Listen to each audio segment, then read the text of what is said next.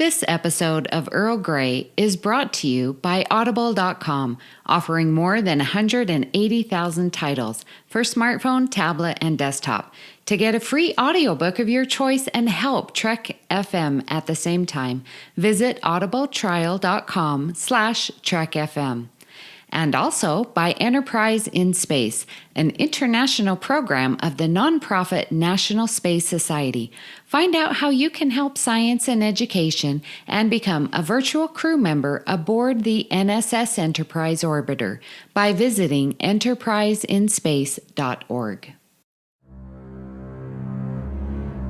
Hi, this is Robert O'Reilly. My name is Gowron. Honor to you and your house. You're listening to Trek FM.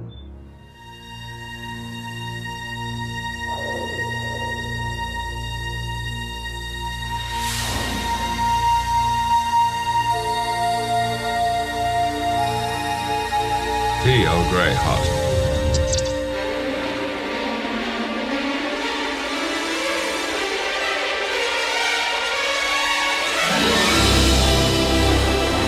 Hello and welcome to another exciting episode of Earl Grey.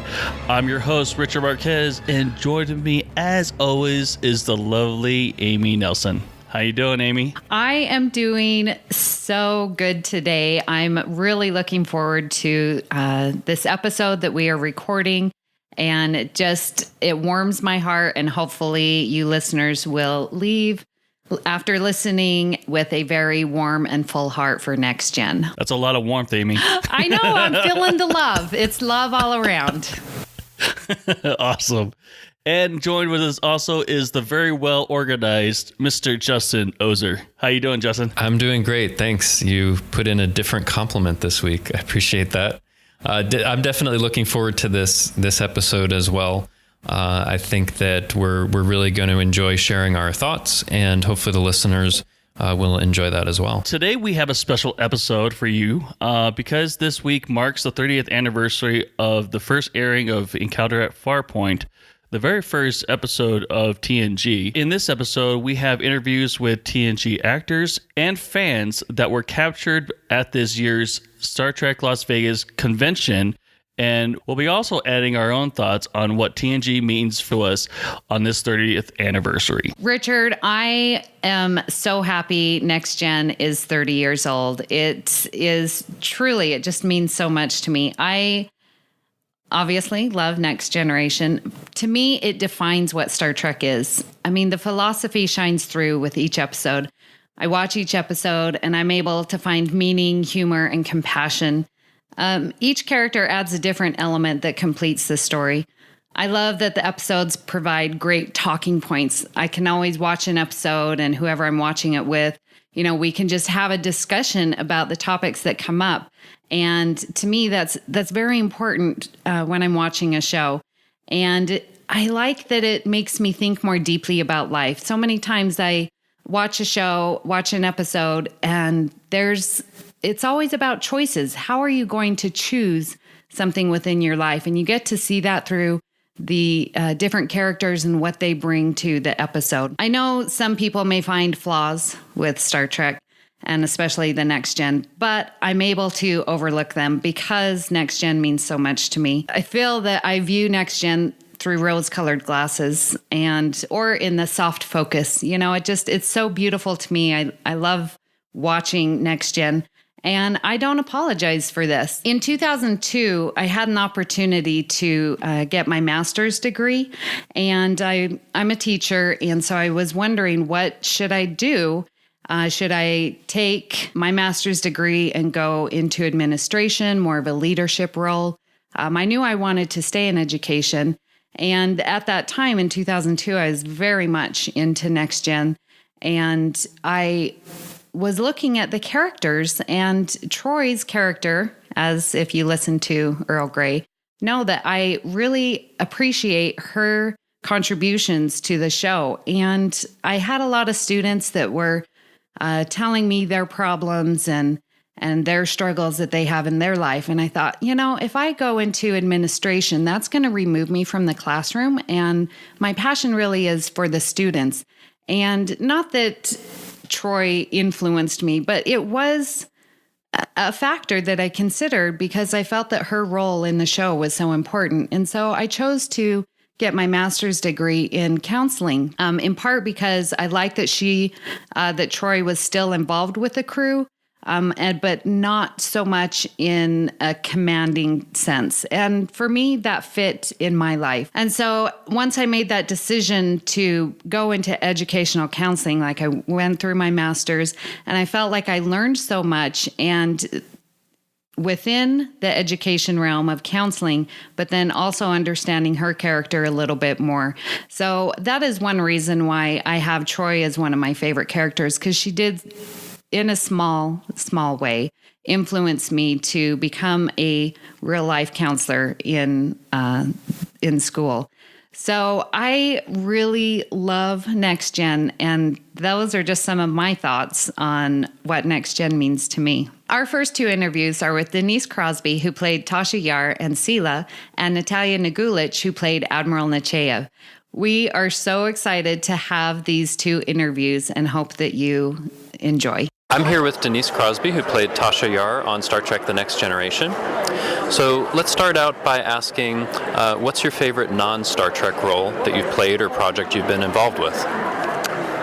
Wow, it's hard to say, my favorite. I mean, I've certainly enjoyed doing Pet Sematary, the Stephen King film, and there was a short-lived series I did for Fox called Key West, in which that's the first thing I did after Pet Sematary when I left Star Trek.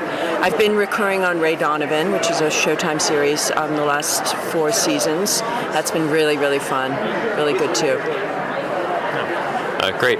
So is there a recent book, show, or movie that you saw or read that you really loved?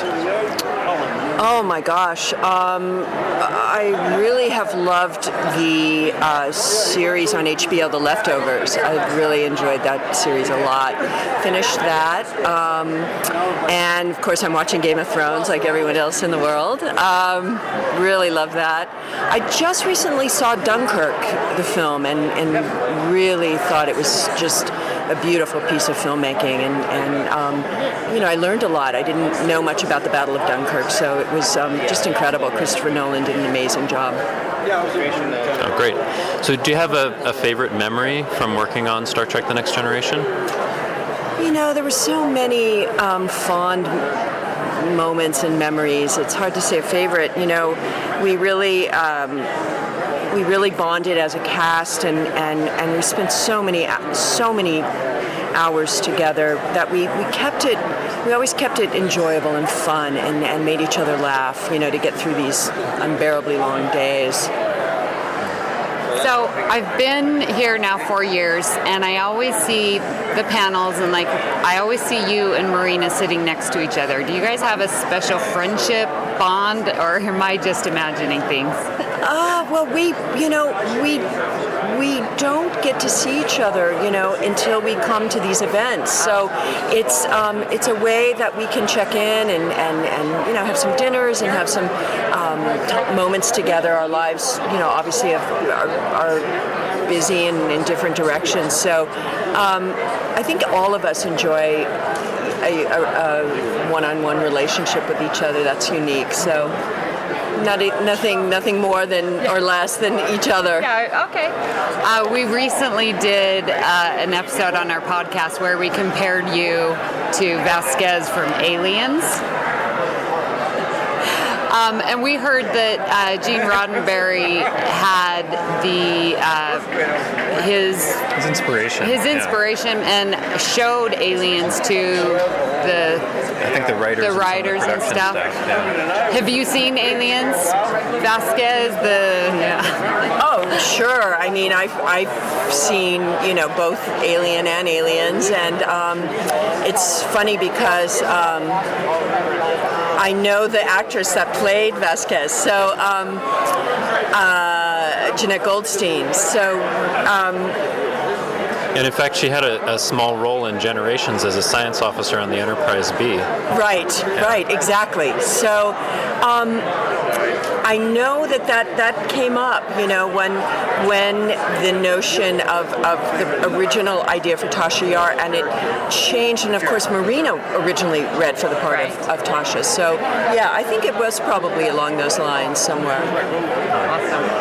Well, so I'm interested, how the experience might have been different when you were on in season 1, and then when you came back for something like Yesterday's Enterprise or Sela later on, like how the experience might have been different, or if things were different in the different seasons that you appeared in.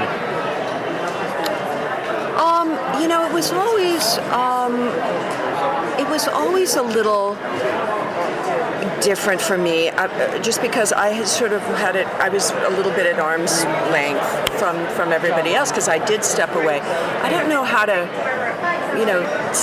really talk about the difference. It was just always an interesting chance to come back and revisit something. You don't often get to do that. Once you leave something, you're usually gone from it. You don't have the opportunity to usually go back in. So it always is a little bit of like re-entry that you have to kind of experience and get back into the groove, because those guys had not broken the rhythm. They'd always been in, and I had stepped aside and done other things and then come back, try to find my way back into this arena. So it has its challenges, but it was never, I always found it a little more interesting that way. Great. So tell us about any current work or upcoming projects you'd like to let our listeners know about. Well, again, season 5 premieres Sunday night on Showtime of Ray Donovan. Look for me in that. And I have done a couple of indie films. One is a film called Itsy Bitsy that should be out sometime in the next year. And I also recently did a Stephen King short story up in Canada for a Canadian director. I'm blanking on the name of it. The Doctor's Case. Okay. Wow. It was Stephen's variation on Sherlock Holmes. He wrote a Sherlock Holmes tale, but it's from Dr. Watson's point of view. It's the one and only case that Dr. Watson solved instead of Holmes. Oh, very interesting. Yeah, so it's really fun. It kind of jumps back from 1940 England, war-torn London to 1872. It goes back and forth. So really kind of a cool project. Oh, great. So also tell our listeners where they might find you online, on social media, or elsewhere if they wanted to connect with you. Sure. They can follow me on Twitter at the Denise Crosby. And pretty much that's the most social media I use is Twitter right now. Sometimes I'm on Facebook. Denise Crosby is my Facebook page, but mostly Twitter is the best way to reach out. Okay, wonderful. Well, thank you for taking the time to interview with us today. My pleasure. I'm here with Natalia Nagulych, who played Admiral Nechayev on Star Trek The Next Generation and Deep Space Nine. And I wanted to ask you a few questions. So first, I'd like to start out with, what's your favorite non-Star Trek role that you've done? Oh, that's a good question. I would have to say it was a series that I did for TNT. It was called Lazarus Man, and the character was Joie de Winter, and she was posing as a lady of the night, but was really a double spy during the Civil War. She was fascinating and multi-layered, and I loved her. Part of my attraction to Admiral Nechayev is her many layers as well. I like playing complex characters, strong characters, who are about doing things that they believe in. And that was true of this Lazarus Man series as well, obviously, of Nechayev. You know, she had the interest of the Federation always foremost in her thought, and anything that interfered with that, she dealt with. It gave me a taste of how difficult it must be to be a leader on that level, where you have to make hard decisions and you have to annoy some people because you can't always be nice. You just have to be effective.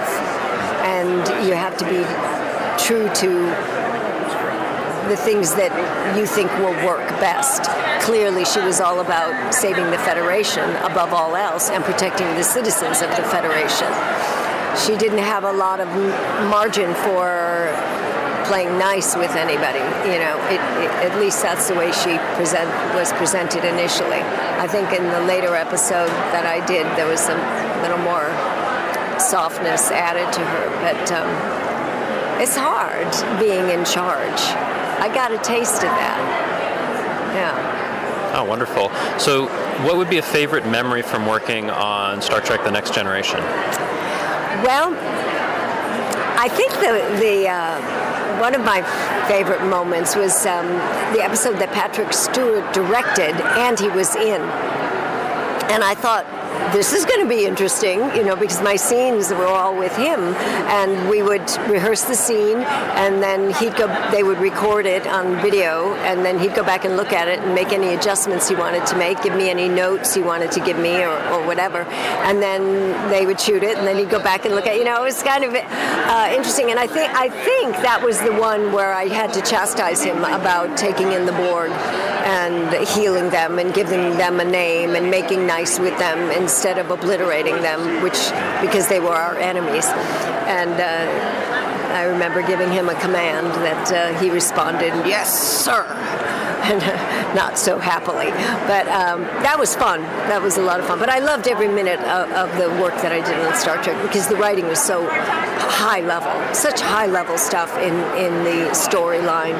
I mean, the way it reflected what was going on in the world in a kind of subtle way, sometimes not so subtle way, was fascinating to me. I mean, Roddenberry was a prophet. He saw things we didn't see coming, and I have utter respect and affection for what he created. And to have been part of it was heaven. That's great. So you also did a couple of episodes of Deep Space Nine. Do you have a favorite memory from that particular experience? Oh, yeah. Deep Space Nine, the first episode I did of Deep Space Nine, first of all, working with Sisko was a blast. He's a great, great actor, and we worked well together. Naturally, I was giving him orders he didn't want. That was my role. But when I did Star Trek Next Gen, my character was very dismissive of Riker. Lieutenant Riker, would be like, okay, we're done with you now, you can leave. I dismissed him. So the first day on the set in DS9, he happened to be directing the episode. And he came over to me and he goes, now I can get back at you. Of course he was teasing, but I thought, oh my gosh, dismissing Riker resulted in Jonathan Frakes being tough with me in directing DS9, but he wasn't. He was wonderful. It was kind of fun, though, to think of that. Yeah, that's a fun story. Yeah. So tell us about what you're working on now or any upcoming projects you'd like to tell our listeners about. Oh, yes. Well, a couple of years ago, I wrote a book called One Woman's War, which is, again, about a strong woman who endures a terrible loss during a civil strife in the Balkans in the 1990s when all that horrible stuff was happening back there. It's historical fiction. It is fiction, but it's based on a lot of hard-won research, and I even went there and so on. And it really becomes a story of revenge versus forgiveness. And I'm very, very pleased with the book. It's called One Woman's War. It's out on Amazon. A number of people in the convention this last couple of days bought a copy because usually women who said, oh, I love reading about strong women, And what I'm working on now is the second, it's a trilogy, and the second book is about this strong woman's daughter and what it's like to be the daughter of a strong woman and her challenges and coming of age. It's more of a coming of age book. And then there's a third one that I have in mind, but I obviously have to do the second one first. And then I would love to see a miniseries or movies made of the three. probably a miniseries because you couldn't fit all of it into one movie. You know, you'd have to stay for 3 days, like Nicholas Nickleby or something. But so I'm doing that. I'm doing a lot of writing. I also teach at American Film Institute Conservatory, AFI, and in Los Angeles, and the Art Center College of Design in the film department. I teach directors how to work with actors, which is a lot of fun. And I'm auditioning and working. I just finished a comedy called Fuller House that's going to be dropped onto Netflix in September, I think. And continuing to pursue my acting work. But my career seems to expand, you know, more as I get older. There are more things that I can offer besides just strictly acting, the teaching, the writing, the coaching, private coaching of actors. And of course, I love doing conventions, and this one has been especially wonderful because I was able for the first time to appear in full costume as Admiral Alina Nechayev, and that was a blast. Oh, wonderful. So if our listeners wanted to connect with you, are you on social media like Facebook or Twitter? What's the best way? Yes, I'm on Facebook, and it's Natalia Nogulich, Nogulich. I have a website, www.natalianogulich.com. You can get my book through my website. You can get signed photos through my website, or you can get my book on Amazon.com. My first name has a kind of funny spelling, so I'm going to spell it for you, Natalija. Natalia Nogulich. So it's kind of a mouthful, but and there's a way to email me and communicate with me through both those, Facebook and my website. And read my book. It's great. You'll love it. It'll be a movie someday. Wonderful. I definitely plan on checking it out, and thank you for taking the time today to do this interview with us. Thanks, Justin. It was a pleasure, and thank you for asking me. One of the things that I always get asked when I talk about my Star Trek fandom is that why do I choose Star Trek? It's outdated. It's a false dream is what I hear often. And being a military man as I am, and joining the Army as I did, most people thought I was a Star Wars fan, mainly because of the violence and the guns and all that kind of stuff. Yeah. But like one of the things I tell everyone, and I even tell this to my own daughter, that the reason why I love Star Trek so much is because I'm being a part of something that's far bigger than myself. An idea that is so much optimistic that, I mean, it doesn't necessarily have to completely come true, and that's fine. And it's just one of those things that I enjoy thinking about, because like even some of my darkest days when I was I'll give you an example, like when I was in the Army, there were some dark days that I had out in Iraq. And funny enough, I had my DVD collection. It was only a certain amount of DVDs that I brought with me, and I had a portable DVD player. And I always popped in some of my favorite episodes, and for whatever reason, it calmed me down, or it made my day a lot better because of the optimism that Star Trek brings. That I absolutely I'm back to where I'm back to my center. It's one of those things that I like to do. I guess you could say it's therapy. And I certainly appreciate everything that Star Trek has brought to my life, because a lot of the lessons that I've learned, and even TNG is brought a lot. I mean, every series has brought a good lesson to me, but more often TNG brought more of those lifelong lessons that I certainly do appreciate. And ultimately, the 30th to me means it's all like Amy said, it's all the optimism that comes with this TV show, whether it be realistic, unrealistic, funny or not. It definitely gives me a sense of hope for the future, especially in this time of great adversity within our own country and the world. So, but that's ultimately what TNG is. I love the optimism, and I share this with my daughter all the time. And yeah, it's nerdy, but it's the lessons you get out of it, and that's ultimately what I love about it. So, thanks, TNG. Our next two interviews are with Daniel Davis, who played Professor Moriarty, and Spencer Garrett, who played Simon Tarsus in the episode The Drumhead. Okay, so we're here with Daniel Davis, who played Professor Moriarty on Star Trek The Next Generation at Star Trek Las Vegas.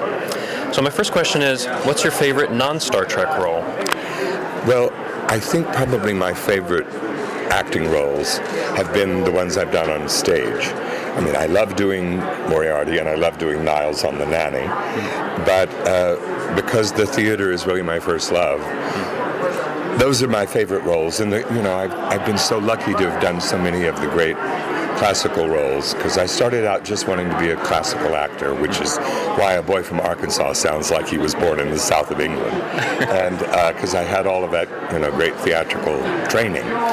But I was lucky because I've been in, I think the press gets it wrong sometimes, but I think I've been in about 28 of Shakespeare's plays, playing major roles like Hamlet and Iago and Brutus and Benedict and Much Ado. And just 3 years ago, I gave my rehearsal King Lear at a theater in New Jersey, and it's the only one on my bucket list that I want to do another time, have another shot at it. So I guess I would say those are my favorites. Yeah. Oh, that's wonderful. Thank you. So what's your favorite memory of working on Star Trek The Next Generation? Well, I would have to say just walking onto that set to begin with, to walk onto the Enterprise, because it's such an iconic space, and I grew up watching obviously Bill Shatner and Leonard Nimoy. So when Next Generation came along, I had just recently moved to Los Angeles from New York to sort of try and get into television, and Star Trek was only, I think, maybe the third or fourth job that I got to do. So I was in awe of everything about it. And then the first person I met was Patrick Stewart, who, Patrick and I are very similar in our background and training. So we hit it off. It was right off the bat. He was comfortable with me, and I, of course, was comfortable with him. So my scenes with him and my scenes with Brent Spiner and LeVar, and I had Diana Muldaur, who, of course, was divine. So every person I worked with was a hero of mine, and I felt a little intimidated, but they make you feel very welcome on that cast, and so it just turned out to be an experience I cherish probably forever. Oh, that's wonderful. We definitely cherish what you contributed to Star Trek The Next Generation. Thank you. Very kind of you. So what would be a recent show, movie, or book that you've seen or read and really loved? Well, I'm a fairly constant reader, and my tastes are very eclectic. I go from reading about space. I just finished reading Mr. DeGrasse, his new book that sort of explains physics to us in ways that we can understand. Mm-hmm. And I'm reading something right now called The Master and Margarita, which is it must be a 19th century Russian novel by a man named Bukharov, because I have this fantasy about turning it into a play. So this past season of television, I did a couple of episodes, 2 episodes of The Blacklist with James Spader. And again, the same relationship I had with Patrick, because James is a theater person with a strong background. And when you're on a series like that, you love it when people show up who, clearly have been trained and can do the work and do it and get it right in one take, so we can all get home early in the day. And I'm hoping perhaps that there will be some recurring roles on that come the fall. And I'm doing a new play in New York at the Public Theater in February of 2018, written by Bruce Norris, who won the Pulitzer Prize a few years ago for The Clybourne Park.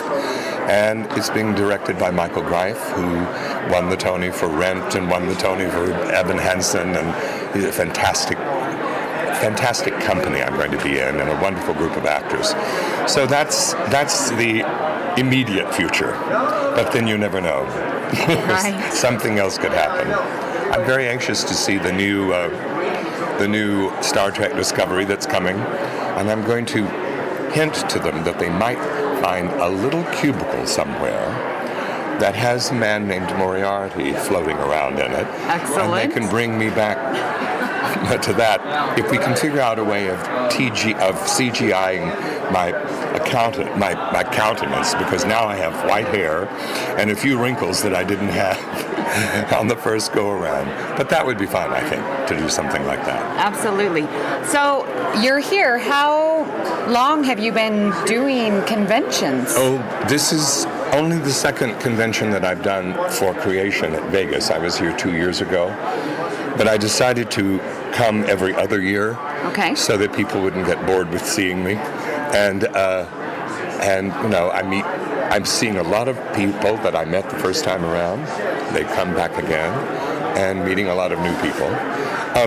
Back in the 80s, I guess, I did a couple of fan-driven conventions, and I did one Star Trek cruise. And how was that? It was very interesting, but we were on the boat we were on was so dilapidated that I thought we were going to do a Titanic any minute. It had been what had it been? Originally, it was a cruiser through the Caribbean, for tourists to take a cruise on. Yes. Then when the Second World War came, it was converted to a troop ship.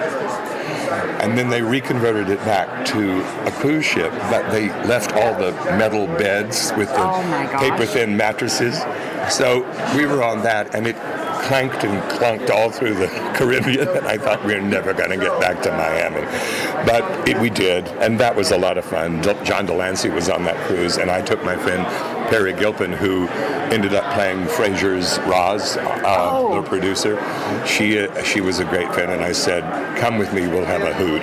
And we did. I bet. Yeah. Oh, that's wonderful. Thank you. Well, thank you so much. I'm here with Spencer Garrett, who played Simon Tarsus on the Star Trek The Next Generation episode The Drumhead. And we'll just ask you a couple of questions here at Star Trek Las Vegas. So first, what's your favorite non-Star Trek role that you've done? My favorite non-Star Trek role is a show that I did in the last couple of years called Aquarius, starring David Duchovny. It was about Charles Manson before he became the Manson that we knew him to be. His early years, and it was probably the best role that's ever been written for me specifically. It's a wonderful show and a great part, and I had an amazing experience on it. I wish it didn't really catch on. It was very, very dark, and I don't think the network really quite knew how to market it. But it had an interesting following, and it's interesting being here at the Star Trek convention because there are a lot of fans of Star Trek kind of tuned into that show and know me from that as well. So it's fun. But it was the best role I've ever had on a television series. So that one's particularly near and dear to me. So. Oh, that's great. Yeah. Is there a recent show, movie, or book that you've seen or read that you've loved and that you wanted to talk about? Well, there's I'm an avid reader. I'm a book junkie forever. There's a wonderful book by a writer named Michael Chabon, who wrote. It's called The Amazing Adventures of Cavalier and Clay. That won the Pulitzer Prize several years ago, and it's about a young man that escapes World War II Germany and comes to the United States and becomes a comic book artist in the 1930s in New York City.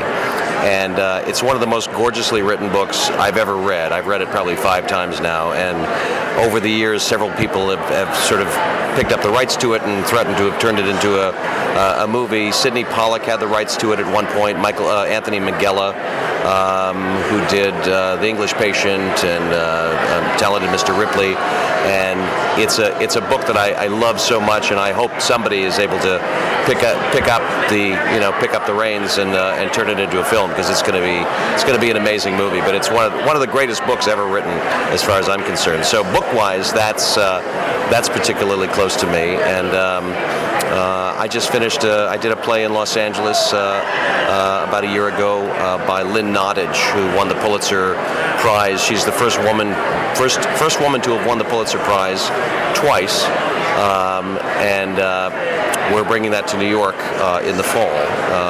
And it's called By the Way, Meet Vera Stark. It's about an African-American woman, an actress in the 1930s in Hollywood, trying to what it's like being an African-American woman in a white person's world in Hollywood in the 1930s. And I play a Polish movie producer, kind of a Samuel Goldwyn type.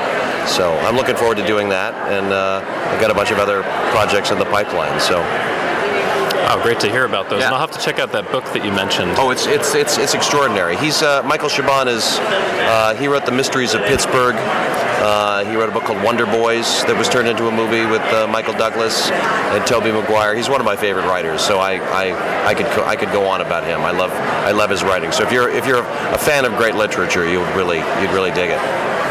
Great. Yeah. So what would be a favorite memory you have from working on Star Trek: The Next Generation? It was my first job. I was fresh out of drama school, and I had done a couple of little things when I first got to Los Angeles from New York. And I guess the most significant memory is I wasn't really aware of what a big deal Star Trek was when I was offered the job. I certainly knew what it was. My godfather was an actor. He was on the original series. He played a character on Plato's Stepchildren. He played Zeus. Did I tell you? Did we talk about this? I guess I don't think so. So my godfather was an actor named Liam Sullivan. And so when I got cast in Star Trek, I called my godfather and I said, Liam, I just got cast as a Romulan on Star Trek. I said, I have no idea what a Romulan is. And so he was a huge Star Trek fan, and even having performed in one of the iconic episodes in TOS, so he filled me in on what a Romulan was and the difference between a Romulan and a Vulcan. And in the episode that I did, I was a Vulcan with Romulan blood who was put on trial, and it was a whole sort of McCarthy-esque metaphor, and it was a beautifully written show, beautifully written episode. But I was very young, I was very green, I was very nervous. Jonathan Frakes, who's become a great friend over the years, directed the episode, and one of the great things that came out of doing the episode was my friendship with Jonathan and Brent Spiner and LeVar Burton, who are all dear friends to this day. But I remember very significantly doing the scene with Patrick Stewart in his quarters, and very much wanting to quote-unquote act.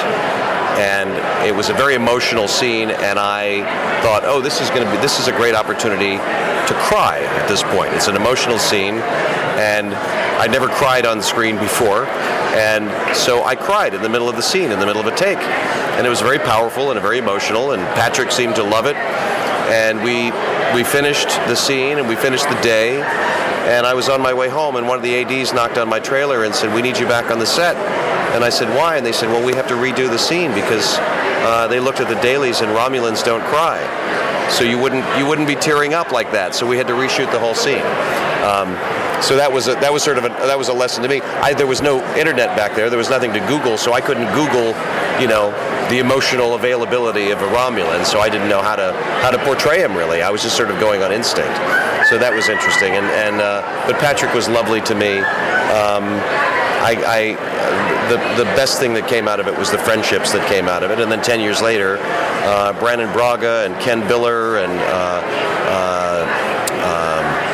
Ron Moore, they were all involved in the Voyager iteration of it, and they brought me back to do Voyager 10 years later. So that was fun. It's nice to be a part of this. This is my first convention, and I wasn't really prepared for the magnitude of it, I think. But the most significant thing that I've gotten out of it is the love that people have shown me. People have come up to me and told me stories about how this episode affected them, how much they love this episode. So that means a lot to me. It means a great deal to me. I mean, I've done a lot of things as an actor. I've done over 200 television shows, and this is my first. And to come here to Las Vegas like this and to have people walk up to me and say, I've seen this episode 50, 60 times, and it's still very affecting to me. That means more than you can possibly imagine. Yeah, the Drumhead is a really powerful episode. It's one of my favorites, and it's something that I think continues to be a relevant episode all these years later. Yeah. So it must be amazing to have done that for that role and think, okay, I did that, and we'll see what happens. But all these years later, people care about it and watch it, and it affects them. That's the thing. I mean, I finished it, and I went, okay, I've done that. On to the next. And I think the next thing I did after the Drumhead, I did a Western. I did a thing called Guns of Paradise, and I did Law and Order, and I did all of these other things. But I've been fortunate enough in my career to have done work all over the world, from Thailand to Kuala Lumpur to Canada to Istanbul, Turkey, and I kid you not when I say that every place I go, everywhere I am working, at least someone at some point will come up to me and say, "You're Simon Tarsis from the Drumhead." And that's wild to me. That blows my mind, So that shows you what a global thing this is. It's extraordinary to me. Yeah, it's really amazing, and you see that all over the convention here. Yeah. So are there any other current work or upcoming projects you wanted to tell our listeners about? I'm on a show that's streaming now on Amazon called Bosch. This is the third season. It's based on the Michael Connelly novels about the character Harry Bosch as an LA detective. It's sort of an LA film noir, beautifully written, beautifully acted show. My old friend Titus Welliver is the lead on that show. So I had a nice little 8-episode arc on that, performed on that last season, and that's running now. That's streaming on Amazon.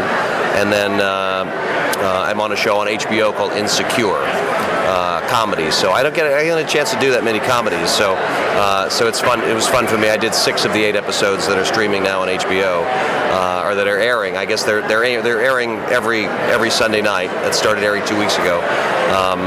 So it's always fun to get to do comedy because I get to do a lot of. I usually play a lot of heavies, a lot of bad guys, a lot of guys in despair, a lot of grieving fathers, a lot of morally challenged lawyers and senators and political people. So whenever I get a chance to do some comedy and do something light, it's a blessing. It's like I feel 10 pounds lighter whenever I walk off the set. So I don't have to cry, I don't have to beat my chest. So it's nice.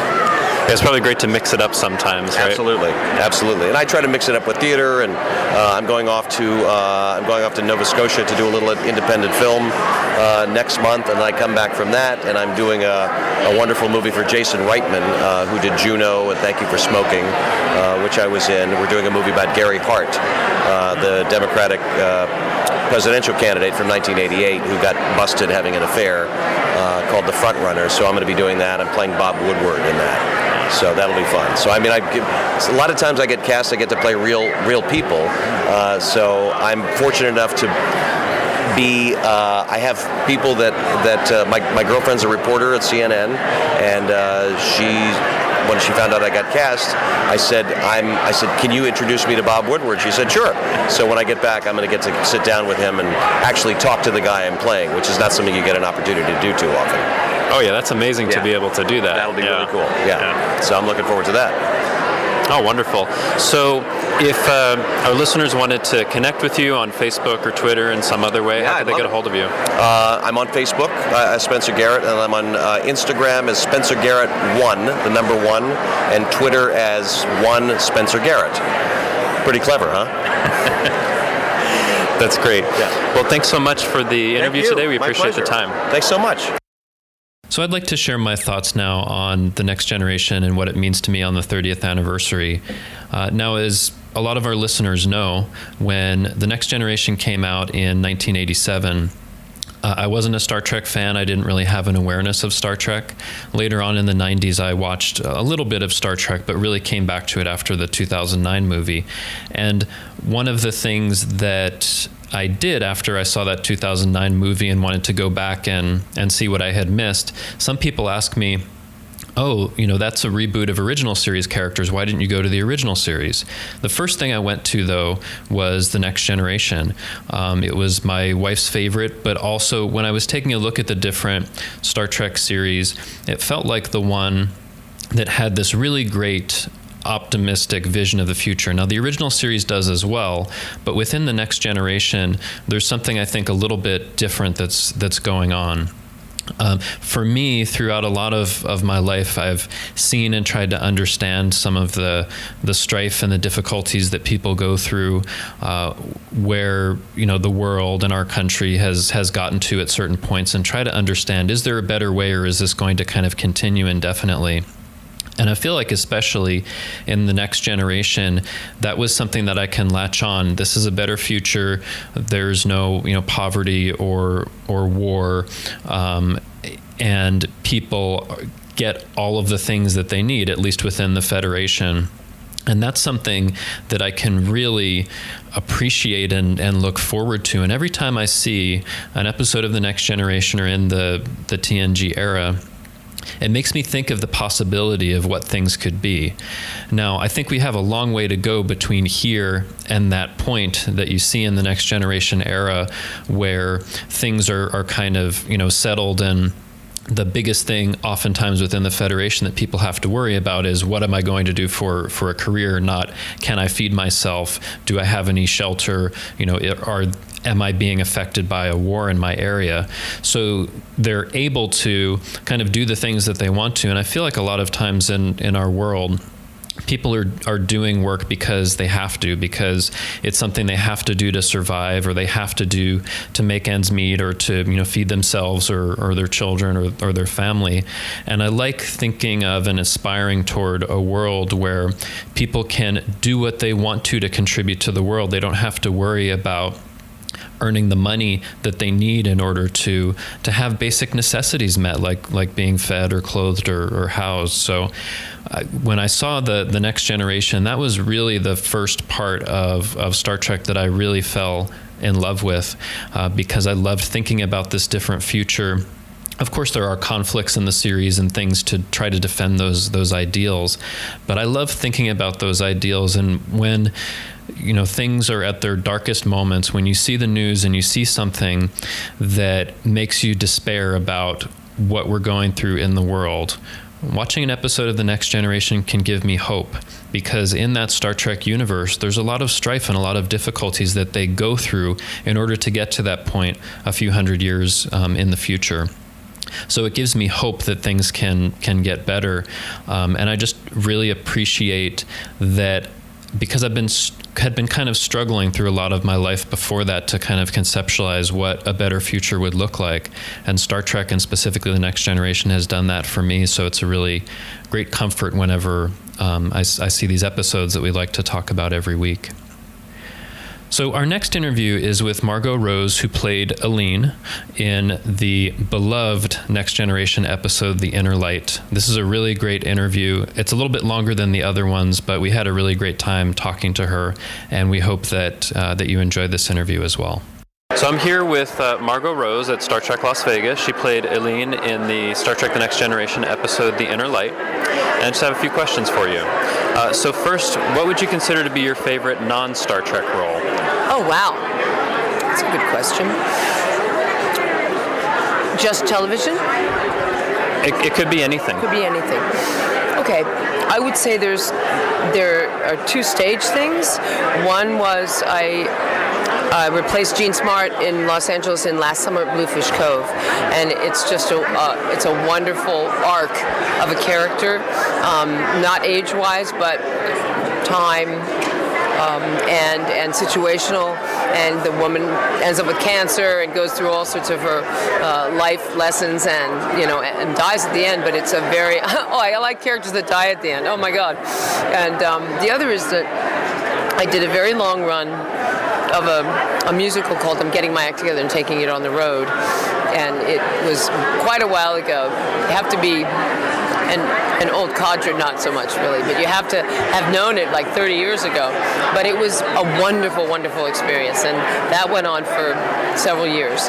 And then in terms of television, wow, I would say that there was an episode of Starman that, Robert Hayes, and that whole series came and went pretty quickly. I think it was 1 or 2 seasons, but it was one of those things. It was an arc. It was a whole story. It was this woman's whole story almost, and that's something that you're so fortunate to get. And The Inner Light is like the best thing I ever got to do on television.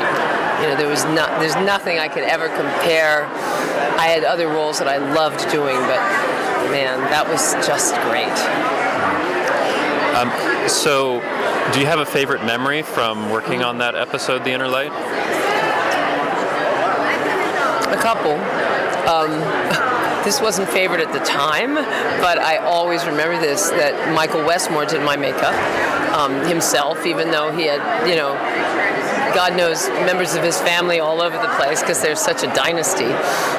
And he did the life cast that they had to do to then cover with latex for my old age makeup. And they were born on this stuff for this plaster cast, and I'm claustrophobic. It was really hard, and they were so sweet. Michael was there doing it, and there was another guy that moved in because they know that some people don't do well with that stuff. And he told me stories like some people have no problem with it, like he did Robert De Niro for something, he fell asleep while he was doing it, but I'm there like holding on to this guy's hand like, oh, you know, the straws are coming out of your nose, and it's not easy if you have a problem with that. But they were sweet as pie and really understood that. Did the whole thing, and then at the end of the shoot, Michael came up to me and he said, I want to give this to you, and he gave me that plaster cast that they used. So I still have that. And then from in the show with Patrick, I think so many of the moments with Patrick were things I carry with me and carry in my heart, because there are very few people in television that I can even think of that I worked with that were as you know, generous and present, you know, and we had a chemistry. So my dying scene, I'd say, of all my memories of it, you know, how many times you get to die on camera with Patrick Stewart over you, and that was really fulfilling and touching, and I can watch that and get teary-eyed, removing myself from the fact that it's me, you know. Just the whole episode, I kind of love it as much as everybody does, you know, when I watch it and pull back, you know. I think it was a great thing. And so yesterday there was a panel on The Inner Light that had you, it had Patrick Stewart, it had Morgan Gendel, who wrote the episode. What was that experience like, talking about it all these years later and reminiscing about it? It's like one of those things. It is this with Patrick, that I saw him 6 years ago, and when I saw him 6 years ago, it was the first time since we did the episode. And then 6 years passed and I see him again. And I think because when you bond with somebody by doing this shoot, you know, it's a 10-day, 12-day thing, but we were so intense, and we played people that were in a marriage, you know, so there was a real bonding there, and we really liked each other. So when I see Patrick, it's like an old friend. It's like no time has passed, you know. We don't talk for long, but we're like boom, and right there. And I felt that on stage. I felt, even though we walk out and I'm escorted out, and I knew there were going to be a lot of people, I did not know there were going to be about 2,000 people or whatever there were. I mean, I don't know. It was a big hall, you know. And I didn't know that, but it was not nerve-wracking. And when I got on that couch with Morgan, who I know and we're friends, and Patrick, whom I don't see that often, but I feel an incredible connection to, I felt relaxed and casual, you know, and just eager to share things that had just come up again for me in watching the episode again. Before we did the panel, I watched about 3/4 of the episode again, and things popped up for me, you know, that I remembered, like the moment where he says he wants to have children and I want to build you a nursery, and, you know, wild, you know, remembrances and seeing it from a perspective. And Morgan said things on stage that I had no idea about when I did the episode, you know. He's talked about some of it since then when we shared a table, or, you know, we've seen each other.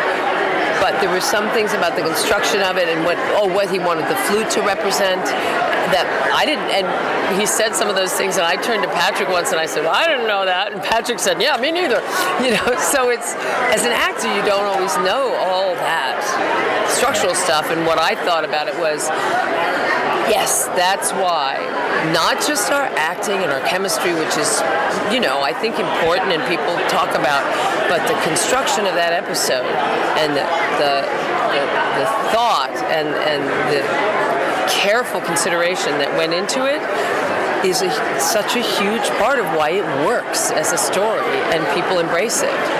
So it's, as they say, such a collaborative effort that then turned into a magic that when you're lucky it happens. And it's pretty amazing that 25 years later there can be a panel just on that episode and you can learn things about it. I mean, that doesn't really happen much, right? No, and I think it's very rare for that to happen, and I've had a few times in my life when that's happened in all sorts of different ways. But it's just this moment, that becomes something that lives on because you put all these elements together. Sometimes they're good, or they kind of work, but sometimes you put them together and they kind of just, there's this spontaneous combustion, and boom! It's like this magic, wonderful thing that so many people recognize and take in. And I've had so many people tell me stories about it. One girl told me, Nikki, the one that asked the question, she came up to me and said, "You're the reason I decided to be an actor." What? So, and I've had other stories that people have told, and it's I just find it wonderful and gratifying, and it makes me so grateful to be an actor because I feel like, wow, it's not all selfish. I'm in service. So you also appeared on a Star Trek Deep Space Nine episode, Hard Time. Yeah. So I'm wondering if you have a favorite memory from that experience. Somebody in the meet and greet for the elite that I did for just a few minutes before the big one asked me about the parallels between Deep Space Nine and Inner Light, and I got through that question, but it's like, because my focus is so much on Inner Light, and I do remember from that, because it was a relatively small role, but I do remember that makeup, because I was green. I was just green as I could be, that makeup, it took a long time, and every time I saw my reflection, it was like, oh, and she was mean, and I remember a couple of the shots that we had, where I had to really drop into that character, even though I didn't have a lot of camera time, to drop into this character that, with Aline, I could so easily step into her and use so much of my own experiences for her and really translate that and do sense memory like Patrick was talking about, which I use all the time. And it wasn't a difficult or a huge leap, But with a character like Rin, I've played some not so nice characters, not that much, but she was horrible. She was just, not just by the book, but I played it with a little meanness in it, and I have to settle and make a leap to do that. I don't want to do that. I want to smile, and I want to, take the other path with the role. So just one of the first shots when I was standing, differently than I stand, with an expression that is a completely foreign one to me usually, and have to use that sense memory of a time when I would feel like that, and then I can get to this place, and that's hard. And it's a good experience. I love doing characters that are so different, and I haven't done them too much. I did one with America Ferrara where I was white trash and I was a really terrible mother who threw her out when she got pregnant. I loved it, right? That was a favorite. Yeah. something a little different to change things Yeah, up. I always want to play white trash, and I get the lawyers and the judges and the doctors and and not anymore as I've gotten older. The kind of part I did on the Inner Light, but formidable principles, things like that. I long to play the white trash. Give me white trash, So tell our listeners about any current work you're doing or any upcoming projects you'd like to let them know about. Absolutely. Just last June, I self-produced and wrote, and at the end had to direct myself because I let my director go, but wrote and put my band together, self-produced, and performed a one-woman musical that I have been trying to finish and wanting to get on stage for almost as long ago as Star Trek. Like for 20 years I've been working on this and trying to get it done. Not being able to finish because of my own fears, because of life, because of my children, all these things. And I finally just slapped myself in the face and said, do it. And produced it this spring. It was more like a workshop, first production, but it's called Spring Loaded, and it's a musical. And I had a beautiful band, a 5-piece band on stage with me. A viola and woodwinds with flute and saxophone, and it was percussion and keyboard and a bass, and it was a lovely band, and we had a great time. So now I'm rewriting the script, and we're gonna record some stuff for a live webcast. I don't know if you know a thing called Songkick. They do a webcast for you, and you record it on your computer, and you can do it from anywhere. So we're going to do a live webcast of just the music. Then when I'm finished with a new script, we're going to record the whole show, do a video. So that's what's in front of me, and then try to get another production out of that. So, wow, right? Wow. Yeah, sounds great. Yeah, and I'm not stepping away from television and film, but I'm pulling back a little bit from it because you can always get work. It can always happen. It does happen from time to time, but what's I've allowed to become more important to me is writing and doing this show that I wanted to do for so long, and storytelling. I've also embraced storytelling and have done a couple of events. Listen to Your Mother is this great big, nationwide franchise thing in lots of different cities, and I did the one in Burbank with a story of mine May or something? Yeah. So it was a lot of stuff bunched together, so I'm going to go on with all that, more of my own work. Great. So tell our listeners where they might be able to find you on social media, elsewhere on the internet, if they want to connect with you. Right, absolutely. On Facebook, I'm Margot Rose, and if you haven't been at the convention or anything, and you're just a Star Trek fan, or you want, I'm pretty good with friending anybody that says, hey there, because I love to have fans and Trek people, and I've never had it be anything but positive. And so that's just me. I have a page called Margot Rose Music. I have a page for Spring Loaded, although that's slightly dormant until something new happens. So there's that. And I'm in a couple of the groups. Like I was invited to be in the Deep Space Nine page, so I'm there. Oh, is that the Deep Space Nine fan club one? Yeah. The guy reached out to me, and I said, absolutely, bam. And on Instagram, I'm Margot J. Rose. And on Twitter, I'm Margot J. Rose. And on both of those, there are spring-loaded pages, which will pop up more as things heat up again. But I'm either Margot Rose or Margot J. Rose. Don't forget the T on Margot. And I'm pretty much on all the social media, and like me on Instagram, follow me on Instagram, follow me on Twitter, and I'm all over it, Well, thank you so much for taking the time for an interview today. Thanks so much for asking. It's an honor. So we also got some fan interviews, which was really great that we got to talk not only to some of the actors that participated in The Next Generation, but also interviews with some fans that were at the convention in Vegas to just get a little bit of their thoughts. And included in that We also got an interview with Phil Plait, also known as the Bad Astronomer, who's a big fan of The Next Generation. So we hope you enjoy this series of interviews as well. So I'm here with Phil Plait, also known as the Bad Astronomer. Hey, that's me.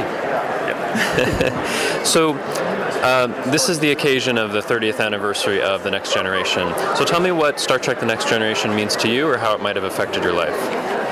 I'm old enough to have watched the original series when it was just coming out in reruns for like the first time in the late 1960s and early 70s. And I was never a huge fan, but I liked the show and everything. I liked everything with science fiction. But when the movie started coming out, I got really excited. And then when Next Generation came out in '87, the timing was interesting. I had just graduated from college and I was starting graduate school. So I was about to embark on basically getting my PhD, as starting my career for the first time, really. And I remember my first semester sitting down with my roommates in the house I was renting and watching it and talking about it. And it was like, this is amazing. We can actually have a Star Trek show to talk about again for the first time in so long. And then over the next, 7 years of the show, I was at the same time getting my PhD. When All Good Things aired, it was like literally within a couple of months of me defending my PhD. And I really liked the timing of that. They had talked about All Good Things being like a bookend for the show, going back to the first episode and the callbacks and with Q and everything. And for me, that had a little more significance personally than it would have otherwise, because I was defending my PhD. It was my entire grad student career, also bookended by this show. And now to go back and watch it, it's a nice feeling, and to know that it's been 30 years, maybe not so nice a feeling. Wow, 30 years. But the fact that the show has endured is amazing, and I guess the fact that I'm still doing astronomy after 30 years after getting my PhD, that's kind of amazing to me as well. So there you go. This show can really represent something in your life. It's different for everybody, but it means something, I think, to every single fan. That's excellent how it's positively affected your life. Yeah. So do you have other favorite memories of watching The Next Generation, or anything else that it's meant to you? How much time do you have? In the cliffhanger for the third season, Best of Both Worlds, I was living with some friends. We had a big house, and there were 5 of us total, four other guys in astronomy and engineering, and we decided to throw a Borg party for Halloween. So that was right after the cliffhanger was resolved, and we dressed the whole house up like a Borg ship. We raided the basement of the astronomy department and got wires and tubing and everything, and bought black clothes and white makeup, and it was a riot. It's to this day one of the best Halloween parties I've ever been to. Everybody showed up in costume, not necessarily Star Trek, but it was that kind of stuff. It was a little bit of an inspiration to all of us, and now I'm lucky enough to be friends or to know some of the folks involved with the show, and so it's honestly a part of my life in a real way, and that it's hard to explain. I mean, that just makes me so happy. It's like, really, that's so cool. It's fun to be to really fan out about the show, and to think about the personal connection. And I'm just really, really, really fortunate to have been able to experience what I have. Wow, that's amazing. So at the convention here in Vegas, have you been to a lot of conventions before? Is the experience different if you've been to a lot of them before this one? It's a good question. I've never been to this Star Trek convention. I went to a shore leave in Baltimore many years ago, and last year I was at Mission New York, which was a lot of fun. Holly Amos with CBS is a friend, and she has been pushing to get more science at these conventions. So I'm here. I moderated a couple of panels about the search for alien worlds, exoplanets, strange new worlds, and I'm giving a talk about the eclipse in a few minutes, actually, the eclipse coming up. So I've been to a few Star Trek conventions, and I've been to a lot of science fiction conventions. They're all different. They all have their own personality. This one, when it's I don't want to say niche, but it's a niche. It's one show. There's a different vibe, a different flavor to it, and I'm digging it. I love to see all all these different people. They've all got their own thing going on. They're all inspired by the show. They all, how do I say this? We all have our own issues in life that we're dragging around with us, and yet when you come here, you're not judged. You know, in everyday in life, it's like, oh, that person is, oh gosh, those people in IT, or you know, or in science fiction, it's like, oh, you like Stargate SG-1, I'm a Stargate Atlantis fan. But you come here and it's like, you know, you like Enterprise? Oh, awesome, I'm more of a Deep Space Nine person, but you know, let's talk about Enterprise because I remember that one, blah, blah, blah. And there's just a lot of acceptance here and a lot of openness that is really endearing and hopeful, and I think is really the message of the show. And here it has come to life. It's fantastic. So tell our listeners where they can find you on the internet. Everywhere. I've been around a long time. It's not so much that I'm great, it's that I'm just, you know, haven't died yet. Now you can find me on Twitter. I'm Bad Astronomer. My blog is the Bad Astronomy blog on sci-fi.com. I write for the Sci-Fi Channel. You can always just go to aboutme/Phil Plait, and I've got links to all my social media there as well. Okay, excellent. Thanks so much for the interview today. Thank you. So what has Star Trek The Next Generation meant to you, or how might it have affected your life? Well, I started watching when I was in high school, and it was really kind of the bonding item for my circle of friends. We were going to different things, and we all just kind of watched Next Gen as it came out.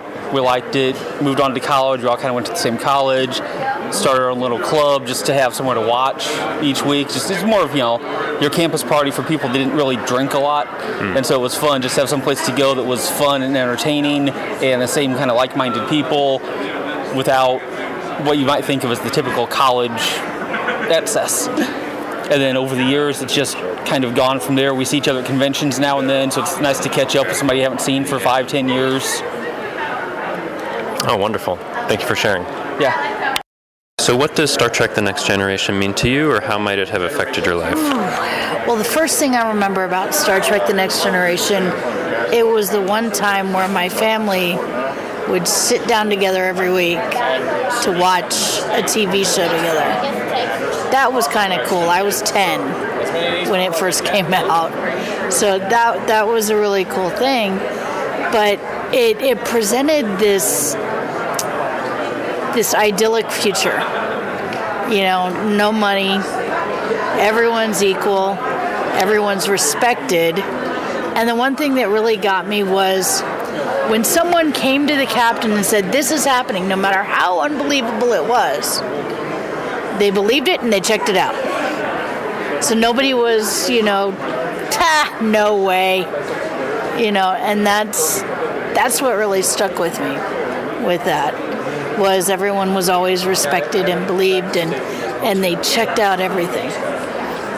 So Yeah, wonderful. Thanks for sharing. yeah, no problem. So tell me what Star Trek The Next Generation means to you, or how it might have affected your life.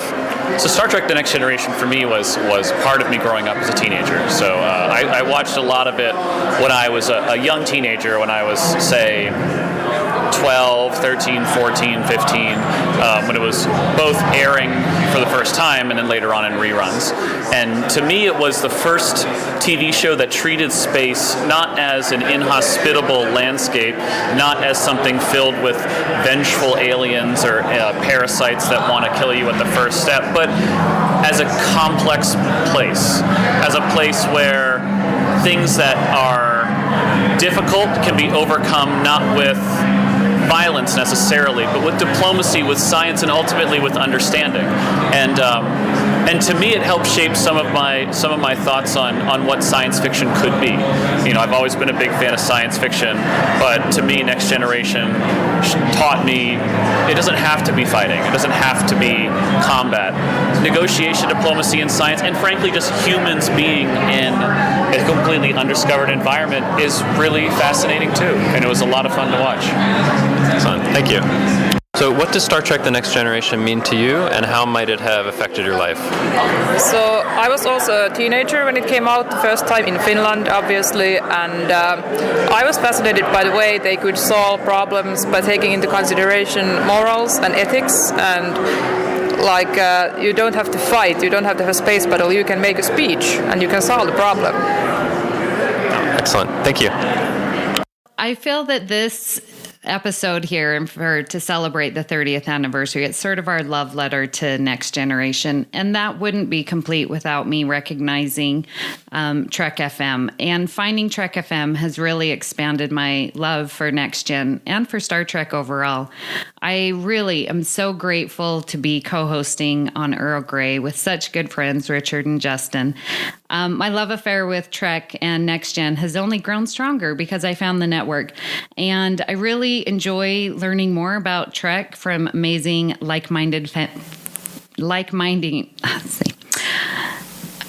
And I really love learning more about Trek from amazing, like-minded fans on the Babel Conference. It has truly... It's truly made me appreciate Star Trek much more and getting into the other series, but my true love will always be with Next Gen. And so I'm just so grateful to be here to be talking Star Trek each week. So thank you. See, there's that warm, fuzzy feeling again. I know. All that love and warmth have warmed my heart. That's awesome. And to piggyback on that, I've been on Trek FM for about 3 years now. Well, most of it has been as the production manager and behind the scenes kind of stuff. And about about I don't know 6 months we've been doing this, Amy. Yeah, 6 months. Yeah, something like that. And it definitely has been a very exciting adventure to do this. I mean, going from Star Trek Las Vegas, meeting you, Amy, as well, and coming to my wedding, and even meeting Justin as well. Well, not in person. We'll get to that. Yes. One of these days.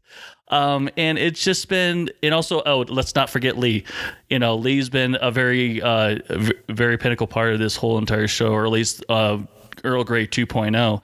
And for sure, this has been an exciting adventure that, it has sparked my interest more into Star Trek, even more so. I don't comment like everyone else does, but that's okay. I read a lot. And it's been very, very exciting. I absolutely love what we're doing here, and to more shows. Yeah, and just to add to that, so I've just been a part of Earl Grey for a little more than a month here. But I did listen to Trek FM for about a year and a half before that, and had kind of gradually gotten more involved talking on social media to people about Star Trek. And I love that interaction, but also having the amazing opportunity to be a part of Earl Grey and talk about the Next Generation each week, a show that I really love. And when I was first watching the Next Generation, I talked with my wife about it a little bit, but to be able to talk, each week and kind of go in depth and analyze and have fun and, laugh about it each week for this dedicated hour has been amazing, and has definitely deepened my Trek fandom, so that it's just a part of every single day of my life now, and even most hours of the day, it seems like sometimes, because I've just gotten me so into it. So yeah, thank you, Amy and Richard, for everything that you've done for Earl Grey, and of course Christopher Jones for starting Trek FM with this idea that he had all those years ago, that's led to so many amazing things, so many amazing conversations and friendships. And that's also an outgrowth of Star Trek and its beginnings over 50 years ago, but also its kind of revitalization, I would say, with the Next Generation 30 years ago, helped to kind of carry things forward for a new generation of fans. So yeah, it's been great kind of celebrating what the Next Generation means to us, and what it means to the actors and the fans who have been involved in it. Yeah, and we would be remiss to not thank the original Earl Grey crew, and that's who actually brought me in to Trek FM. I randomly was searching for podcasts, and obviously Next Gen was my favorite, and I found Earl Grey, and Daniel, Darren, and Philip, I was hook, line, sinker with them. And so they brought me into the network, and I love their show, and it truly is an honor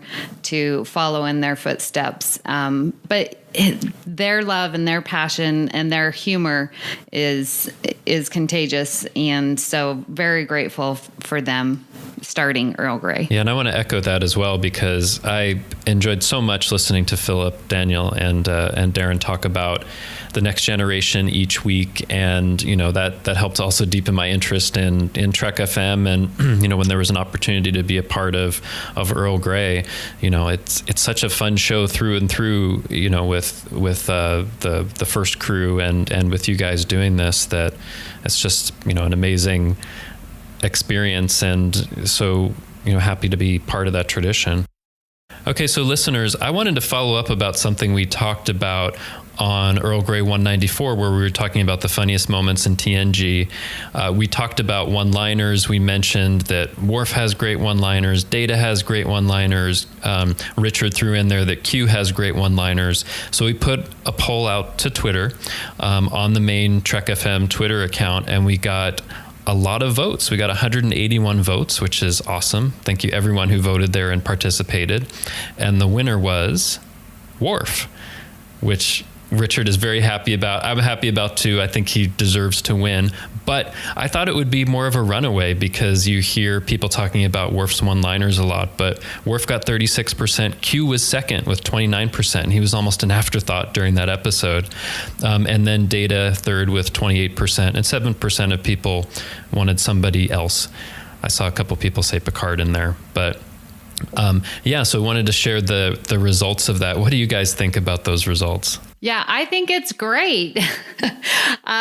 Worf definitely has, I would say, the shortest one-liners. I mean, one word, die, So it was interesting to see the polls. There was some great comments, and definitely we missed a lot, but, it just goes to show how really funny Next Gen is. It was great to see the polls and people voting. Well, it's not just Next Gen, especially when it deals with Worf. But definitely, I'm excited. That's awesome. Yes. Today is a good day for Worf to win a poll. Yes. Well, listeners in the UK, we are still having our Trekonomics giveaway. We would love to have you go to the iTunes and give us a star rating and written review. That really helps listeners find us, and we will have the drawing in the end of September. So your time is short, but please go to iTunes and give us that. And this Trekonomics book is amazing, and you will very much enjoy it. And Richard just held up his copy, and he can vouch for it as well. Absolutely. As I've said this episode and the episode before that, this book is great. It really is. Not even kidding with it. It's just so much information, and it makes sense, and I absolutely love it. I don't want to give it away and all that kind of stuff. It's a great read, and it'll open your mind. No, but we do want to give it away. See what I did there? So you UK listeners, get on and go give us a star rating and written review. Well, it's been fun celebrating the 30th anniversary of The Next Generation, but that isn't the only thing we've been talking about here on the network. Here is what you might have missed elsewhere on Trek FM. Previously on Trek.fm, Melodic Treks. I really like the two Fairhaven episodes that we got. I know a lot of people are either very hot on these episodes or very cold on them. They've never bothered me. I think they're a lot of fun, and they're silly, but whatever. But one of the things that's really cool about them is we get something different in the musical field for Star Trek with this wonderful Irish-style music. Earl Grey. Well, I just noticed mine deals with all naked people. Richard! Wow. All right. Wait a minute. Oh, Justice Tapich, you're right. Yeah. Oh my gosh. I just noticed that. I was like, oh. There's nudity in each of those episodes. Well done. TVMA. Warp 5. It was a weekly thing. It was originally on Tuesdays. At some point, Tripp decided to make it a nightly thing, or at least that was his idea, but then it went back to a weekly thing. I'm like, that sounds just like my life, because this is the type of thing where it's like, yeah, you get together every Tuesday, and then you gotta wait a whole week, and at some point you're like, we should be doing this every day. To the journey! Yeah, I mean, the way that he behaves towards B'Elanna is kind of... He gets a bit creepy there. Well, he gets punched too, just like Joe Carey, so... He does. B'Elanna makes a habit of punching her staff. It's team building. It's like trust falls. It is team building. Maybe it's like some kind of exciting club. Yeah, I've been punched by B'Elanna Club. I've been punched by B'Elanna, and I'm obviously now in the inner circle. Engineering. And that's what else is happening on Trek.fm. Check out all these shows and join the conversation about your favorite corner of the Star Trek universe and beyond. You'll find us wherever you get your podcasts. If you're an Apple user, be sure to hit the subscribe button in Apple Podcasts on iPhone, iPad, or Apple TV, or the desktop iTunes app to get the latest episodes as soon as they are published. And please leave us a star rating and written review. If you're not an Apple user, we've got you covered as well. You can find our shows on Google Play Music, Stitcher, TuneIn, Spreaker, SoundCloud, Windows Phone, in most third-party apps, and you can stream and download the MP3 file from our website or grab the RSS link. We'd love to hear your thoughts on today's show, especially warm, caring thoughts about our love of the 30th anniversary of TNG. But there are many ways that you could do that. The best place to join in the larger conversation is the Babel Conference, our listeners group on Facebook. Just type Babel, Babel, into the search field on Facebook, and it should come up right away. If you'd like to send us an email, you can use the form on our website at trek.fm/contact. Choose to send to a show and select Earl Grey. That will come right to us. You can also find the network on Twitter at TrekFM and on Facebook at facebook.com/TrekFM. So, Justin, where can people contact you and tell you about their love affair with Next Gen? Well, you can find me on Twitter. I'm at TrekFan4747, where I tweet about nothing but Star Trek. So any thoughts that you have anywhere in Star Trek, feel free to participate in the conversation I have going on Twitter. And I'm also tweeting out my Season 3 TNG rewatch. And you can also find me hanging around the Babel Conference on Facebook. So, Richard, where can people find you? Well, they could also find me on the Babel Conference. I pop in here and there. And I'm also on Twitter. My handle is at xransom. So, Amy, where can everyone find you and send your lovely, heartwarming messages to you? Well, you can find me here on the network. I am co-hosting The Edge, which is Trek FM's dedicated podcast to Discovery. I also do a little show called Postcards from the Edge, and that talks about the fan response of Discovery. So get onto the Babel Conference and post your comments and enjoy that. I really like postcards. You obviously find me on... You obviously can find me in the Babel Conference, and I'm there on Facebook. And I also am on Twitter at Miss Amy Nelson.